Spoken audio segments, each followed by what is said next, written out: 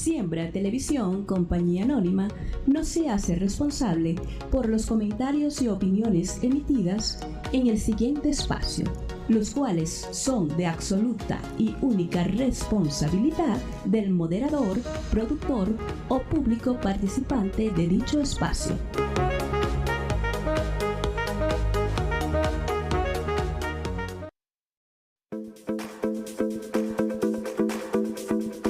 Programa de opinión con elementos de lenguaje, salud, sexo y violencia tipo B, que puede ser presenciado por niños, niñas y adolescentes bajo la supervisión de madres, padres o responsables.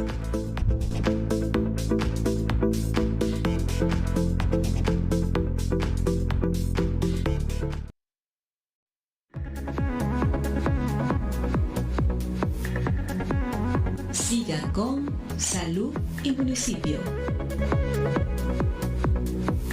Siembra TV, más cerca de ti.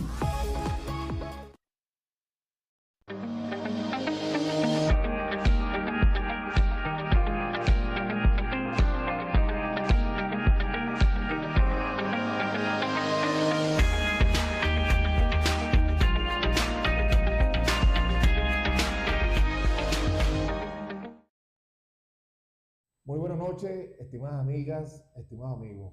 Bienvenidos a su programa Salud y Municipio. Hoy es miércoles 10 de septiembre del año 2025. Como siempre, como es habitual, como debe ser, como es justo y necesario, lo primero. Y lo primero es darle gracias a Dios, nuestro gran arquitecto del universo, por darnos salud y por darnos un día más de vida. Y a ustedes, gracias. Mil gracias por permitirnos entrar a sus hogares. Este programa Salud y Municipio llega a ustedes gracias a la señal de Siembra TV, su canal, el canal preferido de toda la región central y de los llanos venezolanos. Gracias a su presidente, el doctor Pedro Luque. En la gerencia general, el licenciado Ángel Requena. En el control máster y sonido, Pedro Manuel Luque. Y en la producción y conducción, quien tiene un inmenso placer de traer para ustedes, Douglas González, certificado de locución 47140 de la Universidad Central de Venezuela.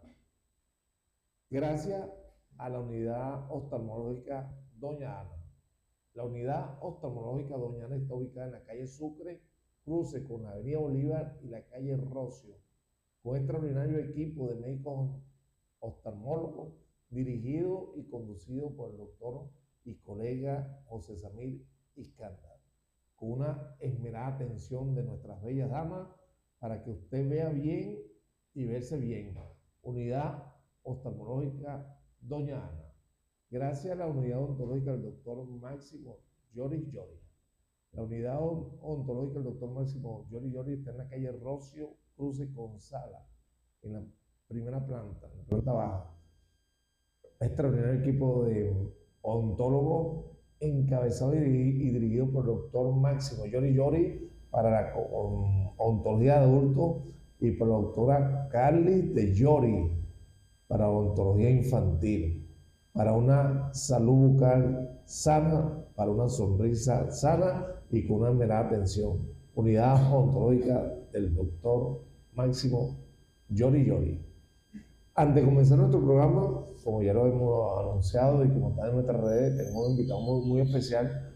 Vamos a invitar para este viernes, oigan bien, este viernes la jornada en el Colegio Médico del Estado Guárico, jornada científica. El Colegio Médico del Estado Guárico invita a la jornada de actualización, el ejercicio médico hoy, bioética, autenticidad y defensa profesional. Va a estar dirigido por 3 extraordinarios especialistas, entre ellos, bueno, nuestra querida, apreciada colega, la doctora Mildred Ocando Civil. Bueno, ella es especialista en imagenología, imágenes, aparte de eso, profesora de la Universidad Rómulo Gallego, del equipo docente de la Universidad Rómulo, del Hospital Israel Barça, tiene un magíster en docencia, y va a tratar uno de los principales temas, como la bioética. La bioética es uno de los temas que trata él. Otro lo invitado el doctor, el abordaje bioético del ejercicio profesional del médico. Ese es el tema que lleva la doctora Mildred Ocando Sirí. Otro invitado es el doctor Ismael López Requena. El doctor Ismael López Requena, por cierto, médico guariqueño, exsecretario general del Colegio Médico del Estado Guárico, actual presidente de la Federación Médica de Venezuela, del Tribunal Disciplinario de la Federación Médica de Venezuela, y va a tratar un muy importante tema como el intrusismo. Ese tema es importantísimo. Y también tenemos invitado al doctor José Rincón, quien va a tratar temas importantes del derecho, la ley del ejercicio de la medicina, cómo se anuncian los médicos. Y esto no solamente está dirigido para los médicos, para todo el personal de salud y todos los profesionales. Muy especialmente hacemos una invitación a los licenciados en comunicación social, a ellos que manejan redes, que manejan la plataforma de los médicos. Los invitamos porque ahorita la Federación Médica está fijando posición en cuanto a las presentaciones, los anuncios, todo eso, y creo que estos comunicadores sociales, los estudiantes de comunicación social deben, y todos los que están ahorita manejando las redes, deben asistir. La invitación es gratis, es completamente gratis. A los estudiantes de medicina es completamente la invitación, y se están otorgando 6 horas crédito. La Federación Médica de Venezuela está otorgando 6 horas crédito que los avalan, y los primeros 100 que lleguen y se inscriben, perdón, los primeros 100 que se inscriban van a tener su certificado en físico. Posterior a ese número, el certificado va a ser digital. Bueno, están todos cordialmente invitados para este viernes a la jornada científica en el Colegio Médico. Perdón. Ahora sí, vamos a entrar en tema. Tenemos un tema sumamente importante. Vamos a conversar con uno de nuestros invitados que ya en varias oportunidades el doctor Riera nos ha acompañado. De verdad que para nosotros es un verdadero honor tener que compartir con el doctor Riera, un médico cirujano pediatra que lo tenemos aquí en nuestro municipio, en nuestro estado, y él siempre presto, lamentablemente con la oportunidad anterior. Hoy vamos a hablar del higroma quístico. La invitación anterior tuvo que suspenderla por razones de salud de su querida y ella, que afortunadamente viene recuperándose con el favor de Dios y la anuencia, el poder, la intercesión del doctor José Grande. Va muy bien, y agradecemos más bien al doctor Riera su presencia acá con nosotros, el cual nos llena de orgullo, satisfacción, y vamos a hablar mucho de él porque el doctor Riera hace unas jornadas quirúrgicas junto al doctor Rufo López en la parte de pediátrica, y la hacen en su centro de trabajo. Apareció bien solidario, y de eso también vamos a hablar. Pero hoy vamos a hablar de un tema sumamente importante, y bueno, nuestro doctor Riera, bienvenido nuevamente aquí con nosotros. El doctor Riera, que sin lugar a dudas es de esa generación, no nueva, vamos a decir, pero esa generación de relevo que se viene formando, que es esa generación que viene sustituyendo a la doctora, la doctora Requena, al fallecido doctor William García, a esa gente que fueron los pioneros de la cirugía pediátrica en nuestro estado, pero hoy la batuta la llevan estos jóvenes. Muchas gracias, doctor Miguel Riera, por tu presencia y estar con nosotros. Bueno, buenas noches. Muchas gracias por la invitación a este programa, que ha sido muy provechoso para tratar varios temas de salud. En el día de hoy vamos a tratar sobre lo que es higroma quístico. El higroma quístico es un tumor benigno que es una malformación congénita, es decir, que se forma durante la formación del embrión o durante la formación del feto. Una malformación linfática que principalmente se puede, si lleva un control prenatal adecuado, con una buena ecografía, se puede hacer el diagnóstico prenatal, es decir, un diagnóstico durante la formación del embrión. Y así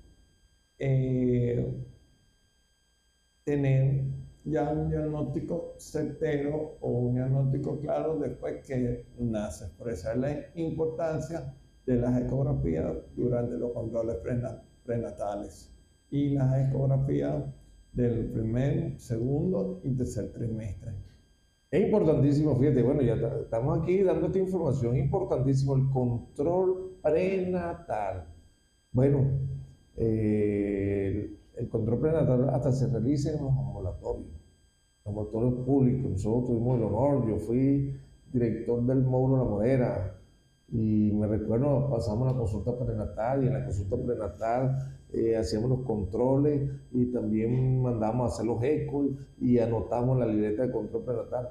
Entonces es importantísimo crear conciencia, no solamente a la mujer, a la familia, los controles prenatales, sobre todo esos embarazos de jóvenes. Cuando digo esos embarazos de las damas jóvenes, menores de 15 años, que son tan frecuentes, no solamente en Latinoamérica, frecuentes en Venezuela, tenemos que hacer prevención, tenemos que empezar a hacer esos controles prenatales y no conformarnos con asistir a la consulta y solamente llevar la talla, el aumento de la circunferencia abdominal, la talla, el peso, la tensión, sino ir más allá, pedir los controles ecográficos, sobre todo en los primeros 3 trimestres del embarazo, doctor. Los 3 primeros trimestres del embarazo, que el primero, segundo y el tercer trimestre, que es a donde aproximadamente ya a la 4ª semana de gestación se comienzan a formar los vasos linfáticos. Ya a la 8ª ya hay conexiones de los vasos linfáticos y esto es una patología congénita, es decir, una patología desde que se forma el embrión, porque no existe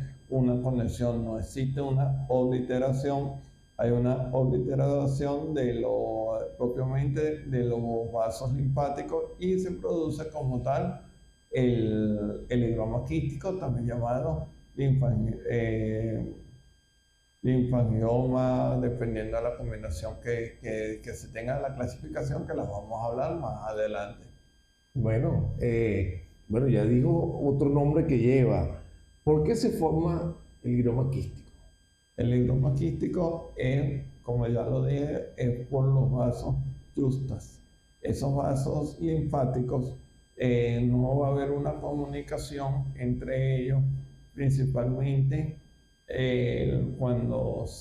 principalmente se observa es en el cuello y cara. Cerca del 80% es en cuello y cara. Que puede, al momento que no hay la conexión, se puede producir el linfangioma, que no haya una comunicación entre los vasos linfáticos uno de los otros. Puede ser septado o no septado. Septado quiere decir que sea trabeculado, que tenga múltiples divisiones el higroma quístico o el linfangioma en este caso, o que sea sin septos, que no sea tabicado, que sea uno solo de forma macroquística. Bien, correcto. No tenemos imágenes de apoyo porque el mismo doctor Riera y mi persona decimos, son fotos de menores y en virtud del horario estelar, que respetando cómo son los términos de la comunicación, no podemos poner imágenes en virtud que son niños, indudablemente, y respetando la parte médica, la bioética, que por cierto se ha perdido tanto. Entonces en eso no tenemos esas imágenes de apoyo, pero estamos hablando de un importante tema. ¿Qué frecuencia puede tener el higroma quístico?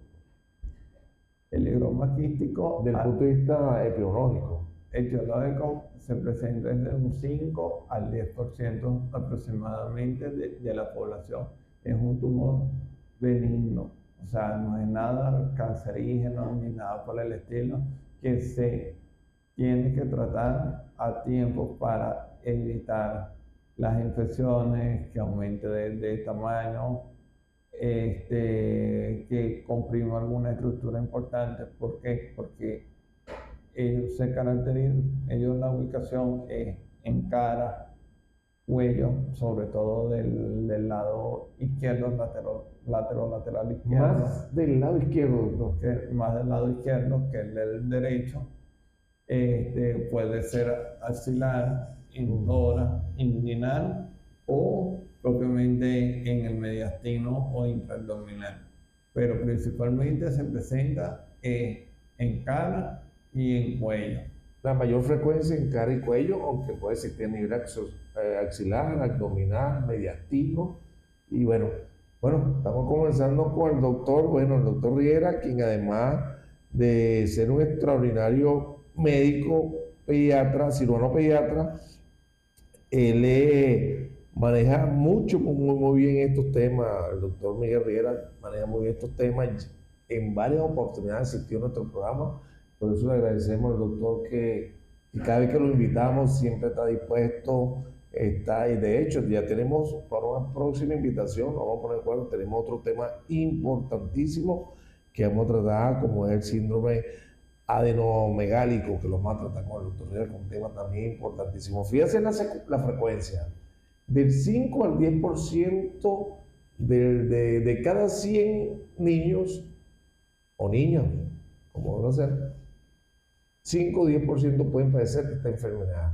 Hay que diagnosticarla a tiempo, preferiblemente diagnosticarla durante el control prenatal, durante el embarazo. ¿Para qué? Para estar prevenido, para tomar las medidas preventivas y tratar de hacer la intervención quirúrgica lo más pronto posible. ¿En qué tiempo, doctor, más o menos se puede? Dependiendo del tamaño, porque hay literaturas que hablan que se debe planificar a los 2 meses de edad, de 2 a 6 meses de edad. Hay otros que en otros países, por lo menos en países europeos, es que al momento que nace se realiza la operación. Pero hoy en día ha cambiado el paradigma. ¿Por qué? Porque hay 2 pendientes en cuanto al tratamiento. El primero es la sérese, operarlo y hacerle la resección total del higroma. Pero ¿qué pasa? Si uno deja porque como tiene vascularidad linfática, si uno deja alguno de los vasos linfáticos que lo está alimentando, hay riesgo de recidiva, hay riesgo que se vuelva a reproducir nuevamente. Sí, eso es lo único malo cuando uno hace la resección. Hoy en día ha cambiado completamente el paradigma, que es la infiltración con bleomicina, en este caso con doxiciclina, con solución 0,9. Todo va a depender de la formación y de la experiencia. Mi experiencia, yo siempre lo hago con bleomicina. Bleomicina es un antineoplásico que se utiliza para tratamiento de quimioterapia.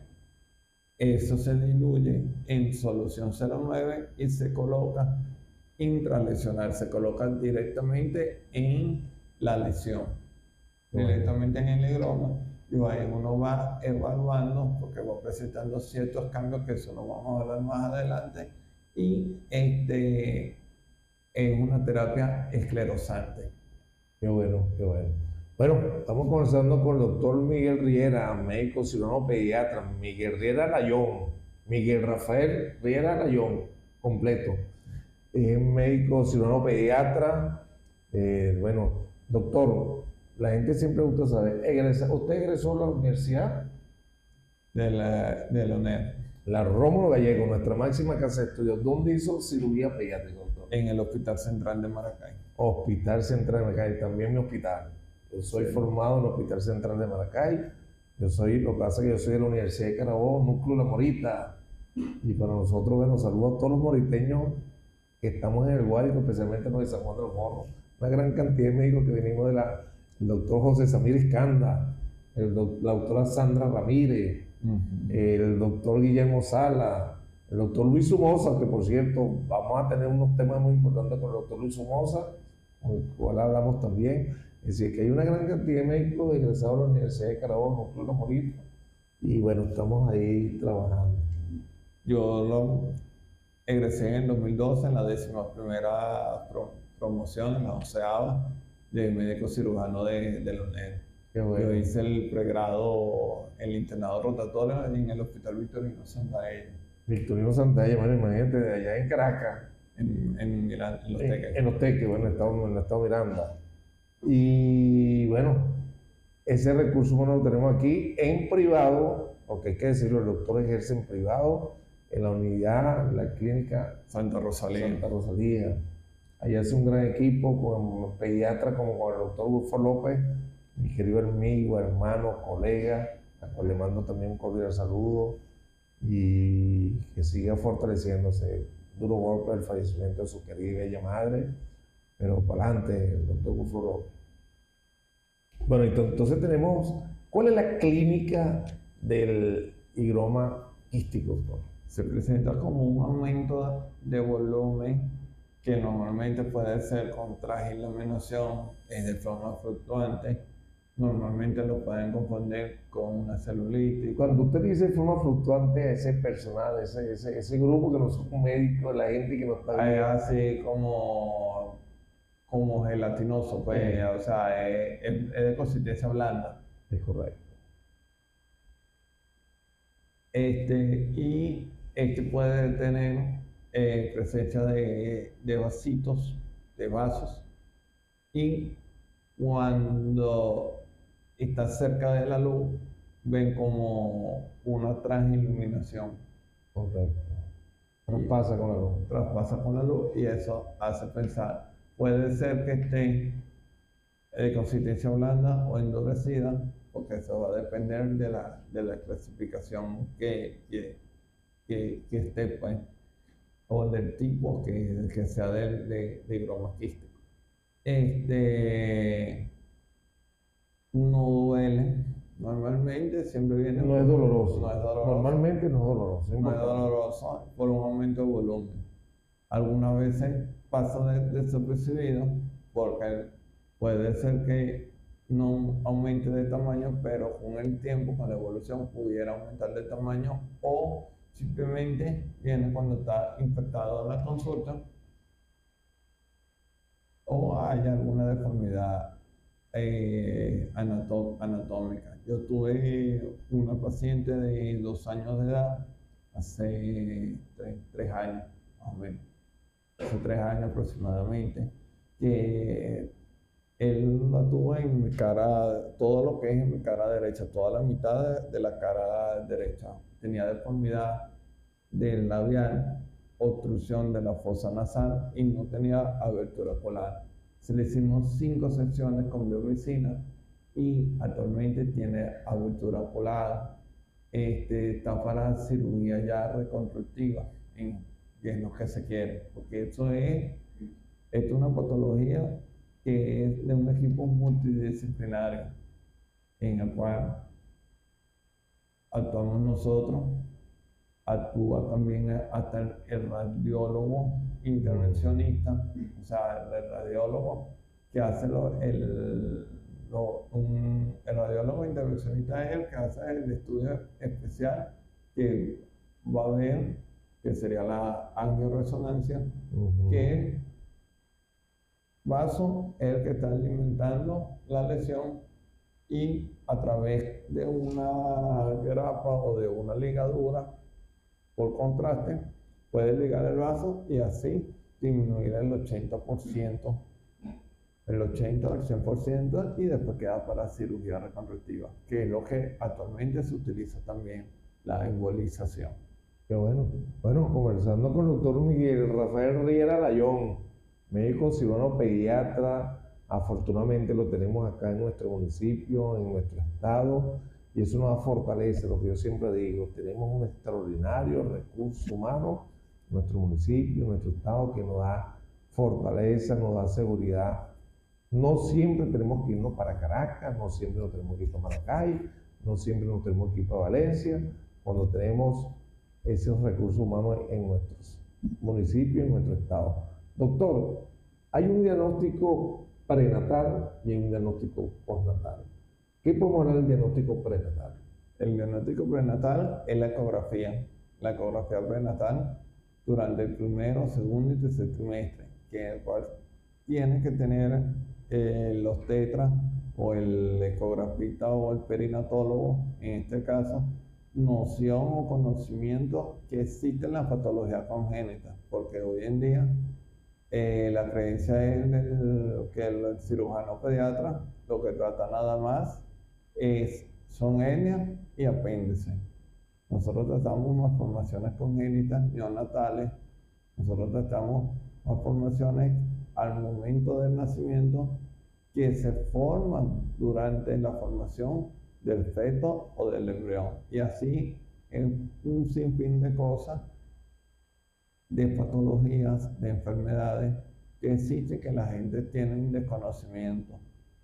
Y por eso es importante que acudan a un ecografista, que acudan a su control obstétrico para así nosotros no hacer el diagnóstico en forma tardía, ni hacer un diagnóstico en forma oportuna y así poder planificar el tratamiento después del nacimiento. Qué bueno, fíjate, entonces por eso es indispensable, hay que hacer el esfuerzo de hacer ese eco durante el embarazo, sobre todo en los primeros 3 meses. El primer trimestre del embarazo es importantísimo porque tiene una alta frecuencia en esos primeros tiempos. Entonces, acostumbrar nosotros, nuestros médicos que están en los ambulatorios y hacen la consulta prenatal, solicitar los ecos, ¿no? Y hacer esfuerzo, concientizar. Sabemos la situación país, sabemos la situación, pero hay que concientizar que hay que buscarse prevención. No igual y ya durante el parto o a la cesárea, sabiendo en qué condiciones viene el producto, en qué condiciones viene ese niño, viene ese recién nacido que ya pronto se va a obtener. Saben qué condiciones vienen, no consiste con la sorpresa. Dependiendo del parto se consigue una sorpresa o en la cesárea, porque no se hizo el diagnóstico como debe ser. Y el diagnóstico, también el control pediátrico, el control después del nacimiento, que es importante porque puede ser que no manifieste ningún síntoma y a los 2 años o al año de edad, sobre todo posteriormente a los 2 años, pues comienza a presentar un aumento de volumen, que hay que saber el diagnóstico. Por eso es importante los controles antes y después del nacimiento. Por eso, entonces, fíjate, importante el diagnóstico antes, el diagnóstico prenatal y el diagnóstico postnatal, después del nacimiento. Bueno, ya estamos abiertos a la participación. Ahora sí, abierto a la participación. Están llegando mensajes. 0424-332-9421. 0424-332-9421 para sus preguntas. Estamos hablando de un tema sumamente importante que de una otra forma por aquí. Buenas noches, doctor Douglas. Saludos al doctor Rivera. El diagnóstico, esa patología es hereditaria. Sí, puede ser hereditaria, está descrita. Es el amigo Juan López de La Morera. ¿Es hereditaria Sí. O sea, está descrito que puede ser hereditario, pues, que puede ser transmitible de generación en generación. Pero siempre va a depender que haya antecedente familiar y que sea una alteración como tal. Si está implicado algún tipo de cromosoma, hay que estudiar la parte genética, pues en este caso que involucraría un genetista. Qué bueno. Bueno, comenzando con el doctor Riera. Buenas noches, doctor Douglas, salud. Esa patología es exclusiva de niños. Sí. Fátima Rodríguez, de Las Palmas. Sí, es una patología exclusivamente de niños, claro, que puede presentarse en adultos si no, si pasó desapercibido. En el adulto no es que la haya adquirido, él nació con eso, pero el diagnóstico no se hizo en forma oportuna. No hubo algo, o no mostró algún tipo de síntomas durante, y alguna vez en adultos pudiera presentar, o simplemente yo cuando tuve la oportunidad de conocer a un paciente de 8 años de edad, que ellos decidieron tratarlo ya a los 8 años de edad, A los 8 años de edad fue que se hacía. porque le estaban haciendo bullying en la escuela, y era en región, en la espalda, pues. Correcto. Sí, como era menos evidente, pero cuando se dieron cuenta, entonces empezaron. Claro, entonces eso en adultos también se puede presentar, pero es algo, no es adquirido, es algo congénito que puede desde su nacimiento. Claro, entendemos y gracias a la explicación de la doctora Riera, fíjate, eso aparece tras años, pero eso vino producto del nacimiento. Buenas noches, doctor Douglas, excelente programa. Saludos, doctor Riera. El diagnóstico diferencial es con linfangioma. Es la doctora Norki Matute. El diagnóstico, el linfangioma y el linfoma quístico son lo mismo. O sea, el linfangioma, es el quiste como tal de la linfa, que puede ser de forma macroquística o microquística, o puede ser septado o no septado, o puede tener componente vascular, que en este caso es el linfahemangioma, que se trata igualito de la misma forma, o sea, tiene componente vascular y linfático. Qué bueno. Bueno, aquí abierto la participación. Buenas noches, doctor Douglas. Saludos al doctor Riera. ¿En qué etapa del desarrollo fetal se detecta con mayor frecuencia un linfoma quístico? Es Mariela Pérez, estudiante de medicina. En el segundo trimestre, ya que ya está la formación como tal, porque ya en el octavo se ve la parte linfática, y por eso es importante que en el primer ecogenético o en el segundo trimestre vea lo que es la transiluminación nucal, que eso nos hace pensar, si hay transiluminación nucal nos hace pensar en esa patología o en otras también asociadas, pero en otras que esté relacionado con la transiluminación nucal, pero hay que hacerle el seguimiento, si desplaza o no algunas estructuras, todo eso, y de la ubicación también.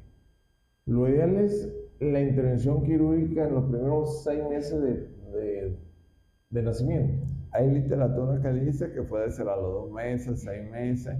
Hay otros que dicen no dar la intervención quirúrgica, nada más con terapia esclerosante o escleroterapia con biomedicina. Yo, particularmente, su experiencia, doctor. Mi experiencia que he tenido, he hecho tanto la parte quirúrgica como la biomedicina. La parte quirúrgica la hago cuando es algo microquístico, que es algo pequeño.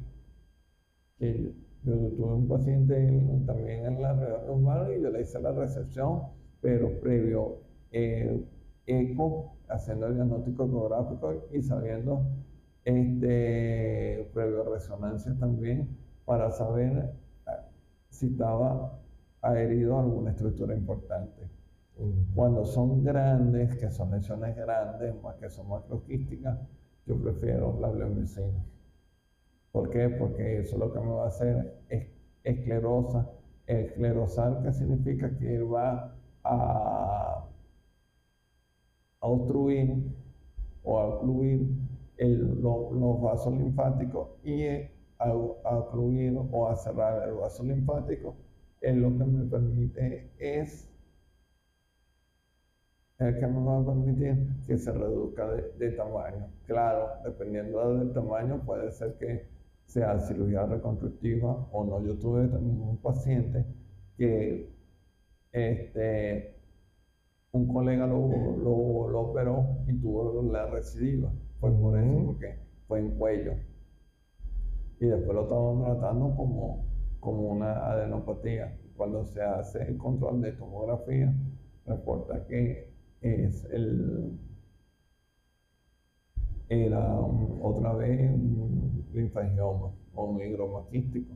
Y se le colocó la bleomicina. Hasta el día de hoy no hubo más recidiva, no hubo más. Qué bueno. Pero la bleomicina, la de esa terapia esclerosante, hay que hacerla en quirófano, eso no se hace en el consultorio. Claro, porque todas las medidas de asepsia, antisepsia, todo. Y se indica el preoperatorio. Bajo anestesia. Y se indica el preoperatorio también, o sea, como que si fuera para un acto quirúrgico igualito. Se indica todas las valoraciones respectivas preoperatorias, se hace todo. ¿Por qué? ¿Por qué no se hace en el consultorio? Me han preguntado mucho, que me dicen, pero es algo simple, porque tú no lo haces en el consultorio. No se hace en el consultorio. ¿Por qué? Porque en niños el espacio es reducido, el espacio anatómico. Claro. Y aparte de eso, los niños no se quedan tranquilos. O sea, los niños son inquietos. Imagínense, un adulto le coloca, le dice, no, le voy a colocar una agujita aquí con un medicamento. Y ya andan nerviosos. Entonces eso en niños es difícil, es por eso que se hace en quirófano. Claro está que el medicamento tiene riesgos. ¿Cuáles son los riesgos? Que ese medicamento tiene que respetar la cadena frío, tiene que estar refrigerado anteriormente. Aparte de eso, una vez que se diluye con la misma solución 0,9 que se coloca en la lesión intralesional, puede presentar cambios de coloración de la lesión, que son los efectos colaterales del medicamento. Eso se va a colocar endurecido como una piedra, puede aumentar de tamaño, pero después se reduce y puede estar caliente hasta con rojo. También se puede colocar rojizo, que es parte del efecto del medicamento. Hay que estar pendiente porque en altas dosis él puede producir necrosis, se puede colocar negro completamente a la lesión y se convierte en una emergencia. Por eso es que ese tipo de lesión no la trata todo el mundo con medicina, porque no son los efectos secundarios que la solución que se la está solución. creando. Pero sin embargo, siempre que uno le establezca un consentimiento informado y sea el bienestar del paciente, porque conseguir un radiólogo intervencionista no es fácil. O sea, y el único sitio que hacen eso es en Caracas, en la parte con el radiólogo, la parte de embolización. Somos pocos los que hacemos la terapia con bleomicina, muy pocos en realidad. Yo creo que aquí en el estado Guárico, en el municipio de Rocio, son pocos los cirujanos, no les sé decir cuántos aquí, pero son muy pocos por el efecto. Claro. Nosotros yo en Maracay, donde yo me formé, había 2 cirujanos nada más que lo hacían. Bueno, imagínate. Por los efectos adversos. Claro, sí, el riesgo que se corría. Entonces, bueno, fíjate, y en un hospital central de Maracay, imagínate, conocí varios profesores tuyos, ahora vamos a hablar de ellos. Doctor Riera, ¿cuáles son los principales síntomas o signos que pueden indicar la presencia de esta afección Ya lo dijo, pero como está preguntando aquí el amigo Adrián Morales del Jobo. Puede ser aumento de volumen, que vea o sea, en cuello, en la región maxilar. Eso es algo delimitado, es algo redondeado, algo circunferencial, que puede estar blando o fluctuante o gelatinoso. Puede haber presencia de red no doloroso, al menos que se infecte, o que la otra complicación sería que se infecte o que sangre, que haya riesgo de hemorragia. Correcto. Bueno, por aquí seguimos la participación. ¿Qué diferencia hay entre un higroma quístico y otras malformaciones similares? Pablo Medina, de Pero Saraza. El higroma quístico, la diferencia entre uno y la clínica y al momento de la ecografía, que normalmente estos no tienen el Doppler es negativo, no tienen vascularidad, al menos que sea con un componente en hemangioma que te hace pensar que tenga componente vascular, pero normalmente ese tipo de clínica no es una lesión dura, dependiendo de la zona también, porque si es en cuello, en la región lateral, hay muchas otras malformaciones que te pueden hacer sospechar, pero siempre y cuando la clínica del paciente prevalece. Correcto. La clínica siempre va a prevalecer. Y el diagnóstico es tan simple, si existe duda, con un ecografista que tenga experiencia pediátrica. ¿Por qué? Porque hoy en día, ¿qué pasa?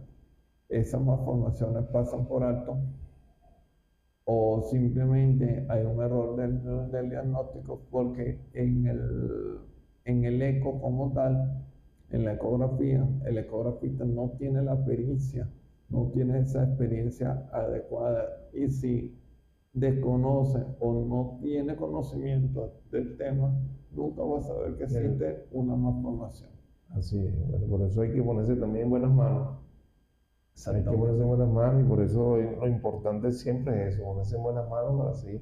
Bueno, estamos comenzando con el doctor Miguel Rafael Riera Layón, cirujano pediatra, egresado de nuestra máxima casa de estudio de la Universidad Rómulo Gallego como médico cirujano. Hizo cirugía pediátrica en el Hospital Central de Maracay, una tremenda escuela.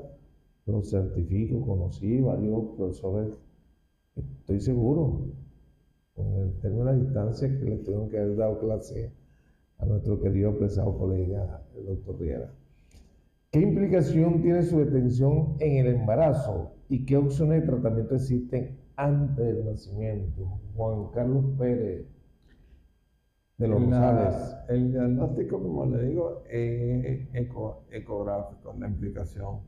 Que hay que verlo para ver el diagnóstico dependiendo de la ubicación que esté y si existen compromisos de alguna estructura importante, porque si es en cuello, puede ser que sea muy grande, que comprima el esófago o la tráquea, bueno, se siente dificultad respiratoria, y dependiendo de la zona que esté, pues, de la ubicación anatómica.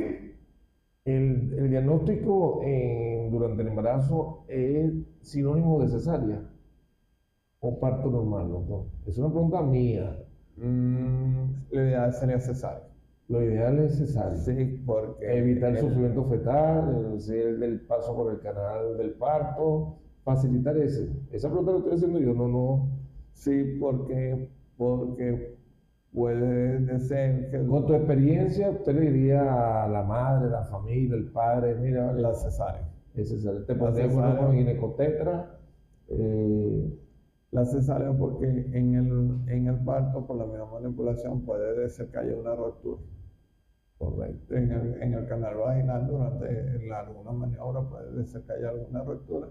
Y me permita este, que se convierta inmediatamente quirúrgico. Correcto. Entonces, lo importante es la detección temprano, durante el embarazo, para ir tomando predicciones. Fíjate, eso es importantísimo. Detectarlo durante el embarazo, porque fíjate, un embarazo mal controlado o no controlado, una sorpresa, vamos a la realidad, al hospital, al servicio público, a los laboratorios donde se atienden partos, no se toman medidas generales, un parto vía vaginal, bueno, Así es. tenemos ese problema. Bueno, por aquí sigue una pregunta. Bueno, y gracias a la participación, gracias a ustedes por su participación, de verdad que nos alegra. ¿Cuáles son los factores de riesgo asociados al desarrollo de un higroma quístico? Factores de riesgo. María Fernanda Rodríguez, Los factores de riesgo del casco central, por cierto. que tenga antecedentes familiares. Es importante también la formación al momento al diagnóstico, que una vez que se entere de la concepción del producto del bebé, comience el control prenatal, y a un lado a eso va asociado el ácido fólico también, que es importante. Pero factores de riesgo que yo le diga que es pesticida o no tienen nada que ver con eso. Ok. Por aquí, buenas noches, doctor Douglas, excelente programa. ¿Cómo se diagnostica un higroma quístico? ¿Y qué herramientas y imágenes se utilizan para su La diagnóstico? ecografía. Ya hemos hablado, La ecografía es lo más importante.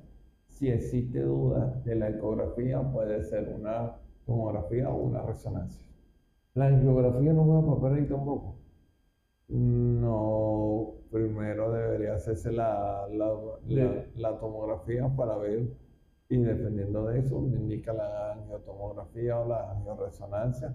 Todo va a depender de la implicación y de las estructuras que tengan. ¿Qué papel juega la genética en este desarrollo? Estamos hablando que puede ser hereditaria. Ya hemos dicho que puede ser hereditaria. Entonces hay que también estudiar una buena historia médica, hay que buscar los antecedentes familiares, especialmente maternos. El factor genético ahí es importante. ¿Por qué? Porque una vez que tenemos presencia de esta malformación, hay que buscar si existe alguna otra patología asociada. ¿Qué quiero decir con eso? Que tenga alguna otra deformidad o alguna malformación congénita, ya sea cardiovascular, abdominal, renal, o si el desarrollo psicomotor del bebé, su desarrollo desde el momento del nacimiento, ha sido normal o ha sido con algún signo o síntoma patológico en este caso.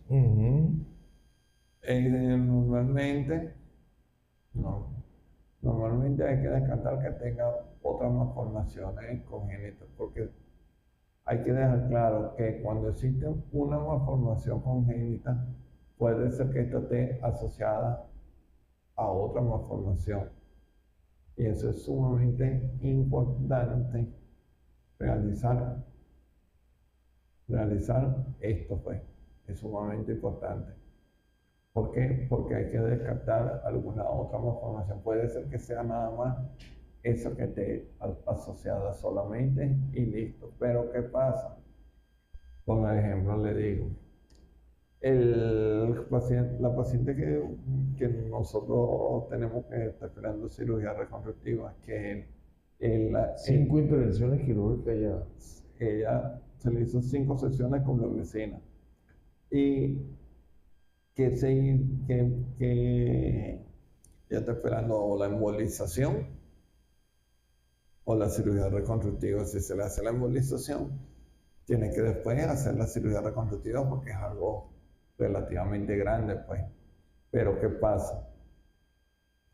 Por hacer un diagnóstico tardío, ellos ser del campo,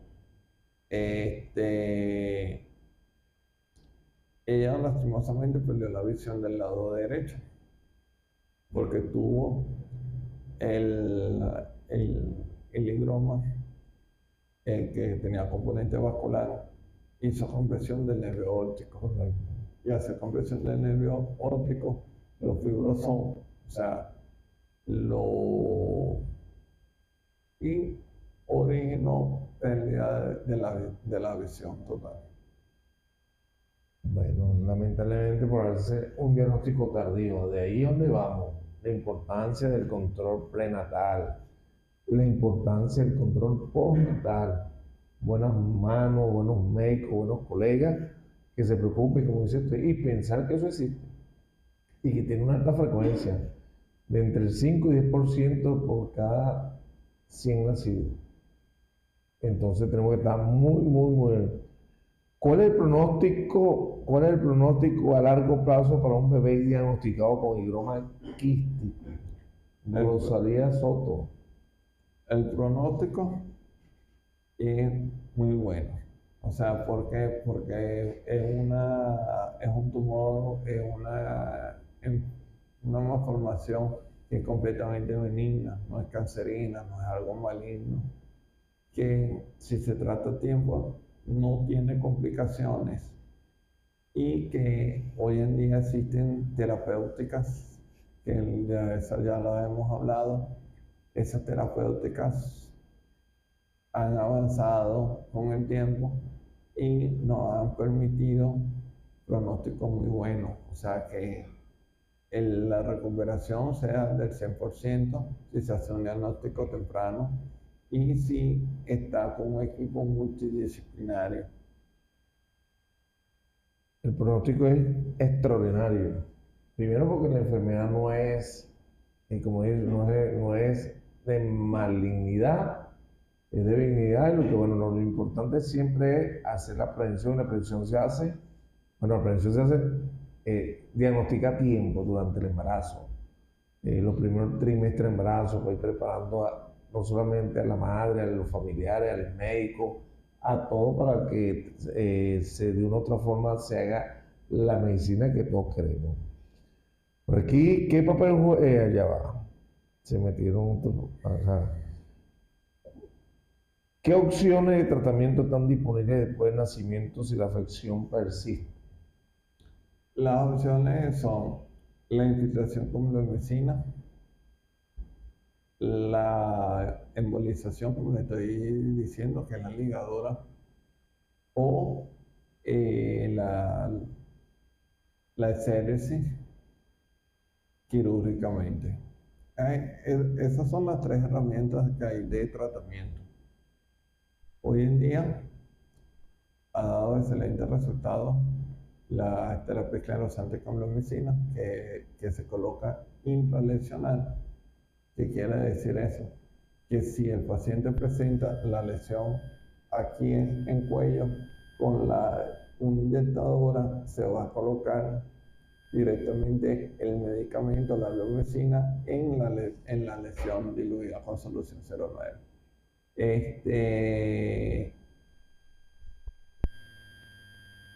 Y como tal, la embolización, pues que directamente va a ligar el vaso principal que está alimentando como tal esta lesión.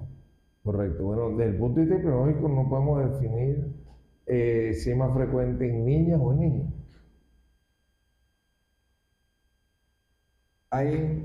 Mi experiencia me dice que 50-50. 50 y 50, porque lo he visto tanto en niños como en niños. Desde el punto de vista epidemiológico, estas son preguntas mías. Desde el punto de vista epidemiológico, doctor, ¿qué raza es más afectada? Si la raza negra, nosotros los afrodescendientes, como dicen ahora, los caucásicos. No hay ningún estudio, no han determinado eso. No, porque una malformación congénita que se puede presentar en cualquier entidad. O sea, no es algo específico que vamos a decir que es una enfermedad específica de esta clase. Ok, y el punto de vista epidemiológico, porque es una pregunta que tenemos que hacer, ¿son más frecuentes en las áreas rurales, en las áreas urbanas? No, Tampoco. Porque es al momento de la formación del embrión, o sea, no está relacionado ni a pesticidas, ni que viva en zonas industriales, o sea, no tiene ningún factor predisponente. Correcto. Se cree que puede ser hereditario, se cree que puede ser una alteración cromosómica, pero que haya un factor ambiental, Correcto. no lo hay. El pronóstico es excelente, doctor. Sí, el pronóstico hoy en día es excelente, siempre y cuando sea dependiendo del tamaño y de las estructuras que esté comprimiendo y del diagnóstico que se haga en forma oportuna, en forma temprana.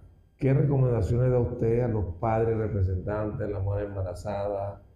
¿Qué recomendaciones le da, doctor? Mi recomendación es que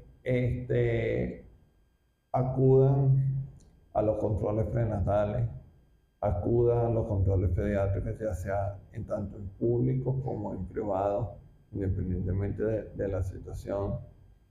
Es importante hacer un diagnóstico oportuno de las distintas enfermedades que pueden existir, ya sean malformaciones congénitas, adquiridas en el sentido que ya sean infecciosas, parasitarias, virales.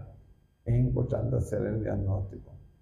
No conformarse con lo que, como yo le digo al doctor Google, leí ese es el tratamiento y no. ¿Por qué? Porque allá donde existen las complicaciones, allá donde viene el diagnóstico tardío y el tiempo de actuar, toda patología tiene un tiempo para actuar, un momento para actuar determinado para evitar las complicaciones. Incluso hasta una vulgar apendicitis tiene su momento de actuar. O sea, todo tiene una razón de por qué. Nosotros no somos empíricos.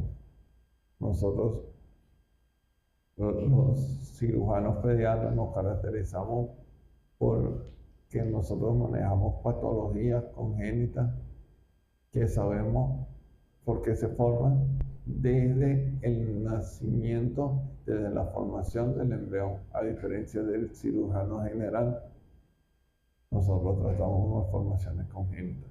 Y es muy importante que sepan que el cirujano pediatra no es nada más operar hernia, no es nada más operar apendicitis, eso es lo que ellos operan. No, nosotros tratamos neonato, que eso lo desconocen en la mayoría de la población, desconocen que nosotros hacemos cirugía neonatal. Incluso hoy en día los adelantos son que las cirugías son in útero. En útero. Háblenos de eso, doctor. Vamos a aprovechar el tiempo. Esto es importante porque tenemos que ilustrar a nuestra gente. Hay cirugías que se hacen en cierto tiempo, en ciertos periodos, antes que nazca el bebé. También otro mundo muy aparte, la cirugía robótica. Bueno, sí. Eso es otro mundo también muy aparte. Entonces, es importante eso, el diagnóstico, porque no todos los embarazos son iguales. El hecho de que el primero me fue bien, en el segundo no voy a ir porque ya sé que con el primero ya yo tengo la experiencia. Entonces, ese mensaje es importantísimo para las madres, sobre todo, no para las madres nada más, para el embarazo, la pareja, el esposo, la familia, la suegra. Hay que insistir en los controles prenatales para obtener un producto sano, en mejores condiciones. Para eso están los controles. ¿Qué recomendación le da usted, doctor, a esos colegas que están, que son los que están en esos ambulatorios de choque, que están en la atención primaria, que hacen la consulta prenatal, que son los médicos integrales, que no se conformen con la talla, con el peso, que exigan los ecos, que se hagan seguimiento ecográfico, que creen conciencia que los 3 primeros, porque yo me recuerdo mira, no, que son de escasos recursos, que van a los ambulatorios, de la atención primaria, no, que eso los ecos lo exigen el privado, no. Tenemos que concientizar y hacer un esfuerzo que los ecos son importantes, sobre todo en el primer trimestre. No conformarnos, no, esos son los médicos que ven en privado que piden eso. No, nosotros tenemos que exigirlo y concientizar a nuestros médicos que están de choque, que son la atención primaria, los ambulatorios, los dispensarios, porque ahí es donde se hace el control prenatal. No todos van a la consulta privada. Por eso yo creo que la universidad, la docencia, la pedagogía, tenemos que hacer énfasis en nuestro principal centro de estudio con la Universidad Rómulo Gallegos, a esos jóvenes que se están formando, que van a ser los médicos que pronto están haciendo su rural, pero haciendo su rural tienen que hacer los controles prenatales en la comunidad y ellos tienen que empezar a saber que tienen que exigir, que no, porque son gente de escasos recursos, no, tienes que exigir, porque lo triste es que se te escape de las manos, vaya a dar a luz, entonces ¿quién fue el médico que le hizo el control prenatal? Nunca le pidió un eco, nunca hizo nada, y se quedan las consecuencias o consecuencias que se dirán prevenir. Mi recomendación es que ante la duda hagan nada más mandarle el multivitamínico, el ácido fólico, el hierro, o sea, no es nada más eso, no es conformarse con el examen de orina, que si la hematología, que si para el perfil preclántico, o sea, no conformarse nada más con eso, sino que también hay que hacer la ecografía, por lo menos la ecografía del primer trimestre, la del segundo trimestre y la del tercer trimestre. La más importante de todas es la del primer trimestre. La ecografía genética del primer trimestre es la más importante de todas porque ahí donde se va a estudiar las malformaciones y las del segundo trimestre. Tiene que ser siempre que tengan conocimiento, que sean obstetras haciendo la ecografía o que sean perinatólogos. No que sea ecografía integral con el sumo respeto de los colegas, porque existen las malformaciones para hacer un diagnóstico ecográfico tienen que tener noción que existe la patología, porque si no tienen noción de que existe la patología, no van a hacer el diagnóstico oportuno, no lo van a hacer, no van a tener la sospecha de lo que están viendo. O sea, es mi recomendación que hay que insistir en la ecografía, porque así como existen eso, existen otras malformaciones, por lo menos paloceles, gastritis, que son malformaciones congénitas frecuentes y puede ser, como yo he visto y siempre me ha llamado la atención, que durante los controles obstétricos está todo normal y cuando nace el bebé nace con una gastritis. La gastritis es lo que la aparato luminal no se cierra completamente y hay exposición de las asas, del hígado, del vaso y de otras estructuras. Entonces, por eso es importante el control prenatal y la ecografía obstétrica. Excelente, excelente. Y esas son las recomendaciones.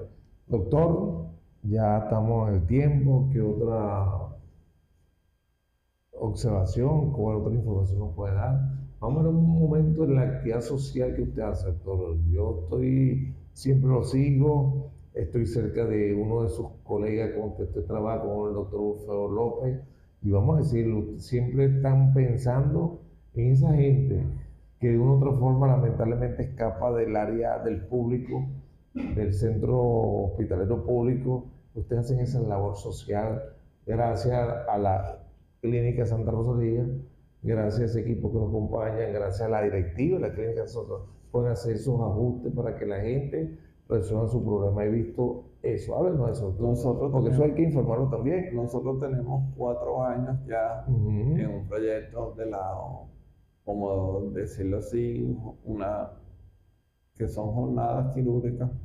En realidad viene siendo cirugía quirúrgica en la clínica, donde incluimos lo que van a ser el preoperatorio, las rayos X, la ecografía y las respectivas valoraciones tanto del pediatra, del anestesiólogo. ¿Y en qué clínica es, güey? En la Clínica Santa Rosalía. Por eso es importante. Y de mi persona, le incluye, son cirugías ambulatorias, o sea que el paciente ingresa el mismo día y egresa el mismo día, se va tolerando vía oral y los insumos, toda esa parte y 2 consultas después de la cirugía. Quizás se prolonga un poquito más la consulta. En realidad el proyecto se ha mantenido porque hemos sido un equipo multidisciplinario y es una labor social que hacemos nosotros y tan necesaria. El equipo de verdad que lo conozco y lo certifico. Y es porque yo siempre digo, uno se tiene que colocar en el puesto de mamá y papá, porque cuando se presenta algún tipo, ahí lo que esperamos que todos son hernias, en ese tipo de este tipo de proyectos, es difícil decir, mire, cuesta tanto la cirugía. Cuando se traduce, le tiene que hacer el eco, le tiene que hacer el preoperatorio, que son los exámenes de sangre, las rayos X. Después de la cirugía, el tratamiento postoperatorio, que es el antibiótico, el analgésico. El control postoperatorio. El control postoperatorio. Entonces, de ahí es que surgió el proyecto para ayudar a esos pacientes que pueden y que tienen el recurso para cancelar ese proyecto, pues. Gracias a Dios, hoy en día todavía 4 años consecutivos. 4 años consecutivos se mantiene y somos los mismos integrantes y pensamos todos la misma ideología, pues, que es prestar un servicio para apoyar al pueblo, para apoyar a este pueblo sanjuanero, para apoyar al pueblo guariqueño. Nosotros hemos tenido pacientes hasta fuera del estado Guárico que vienen a operarse. Es correcto, lo sé y lo certifico, y felicitaciones a ese gran equipo, los conozco, sé que son gente que lo hacen porque, bueno, le duele, primero le duele a los niños, segundo los familiares, y las condiciones del país hacen ese aporte, eso es importantísimo, y ese es con el recurso humano que nosotros contamos, que nos llena de orgullo y de mucha felicidad y nos da mucha tranquilidad. Los tenemos en el municipio de Roncio, los tenemos acá en Guárico. Bueno, doctor Riera, de verdad que para mí ha sido un verdadero honor que ha abierto una nueva invitación. Gracias. Dígale el próximo tema que vamos a tener, dígale, porque lo vamos a tener. Síndrome adenomegálico. Sí, adenomegálico. Este programa llegó a ustedes gracias a la señal de Siembra TV, pero antes de terminar, lo invitamos para este viernes, importantísimo, invitado especial, estudiantes de medicina, estudiantes de comunicación social, licenciados en comunicación social, médico, personal de salud. Ahí tenemos a la jornada organizada por el Colegio Médico del Estado Guárico, invita a la jornada de actualización del ejercicio médico. Hoy, bioética, autenticidad y defensa del profesional, con los doctores, la doctora Mildred Ocando Sirí, que va a la parte de bioética, el doctor Ismael López Requena, presidente del Tribunal Disciplinario de la Federación Médica de Venezuela, que va a la parte de intrusismo, y el doctor Rincón, que va a la parte de temas importantísimos, sobre todo de la ley del ejercicio de la medicina, los anuncios de la medicina, todos esos temas que ahorita están al tapete y que lo debemos manejar, sobre todo los comunicadores sociales. Hay muchos comunicadores sociales que llevan las redes de los médicos, son los que están dando información y el llamado a los colegas, la bioética. Están atendiendo un parto y se toman la foto y bueno, y publican entonces violando la parte que nosotros de una otra forma tenemos que preservar, como la integridad. Hoy, fíjate, no tuvimos imágenes de apoyo porque el mismo doctor, cuando me comunica, mira, doctor Dura, tenemos imágenes de muchachos, y le digo, no, doctor, no podemos, en este horario tampoco, por respeto al paciente, a los niños, a los padres, a los representantes, no hacemos imágenes de un tema tan importantísimo que muy bien se desarrolló. Entonces le damos las gracias a todos y cada uno de ustedes por la participación. Este programa llegó a usted gracias a la señal de Siembra TV, su canal, el canal preferido de toda la televisión regional. Gracias al doctor Pedro Luque en la presidencia, gracias al gerente general, a la dirección general, el licenciado Ángel Requena, gracias a nuestro máster y sonido, como es Pedro Manuel Luque, gracias por ese apoyo, Pedro Manuel. Gracias a la unidad oftalmológica Doña Ana, gracias a la unidad ontológica del doctor Máximo Yori, y bueno, y gracias al doctor Riera por acompañarnos y darnos toda esa importante información. Lo invito para el viernes al Colegio Médico para la jornada de actualización importantísima, y para el próximo miércoles a nuestro programa Salud Municipio, que la invitada especial es la doctora Marvin Castro. Ella es Malvina Castro, la doctora Malvina Castro es psiquiatra. Tema que vamos a tratar importantísimo: el estrés, bueno, la angustia, la depresión, temas importantísimos que es el tapete del día a día. Así que no se pierdan ese importante programa el próximo miércoles en su programa Salud y Municipio. Tengan todos una feliz, bendecida noche. Nos vemos el próximo miércoles. Bendiciones.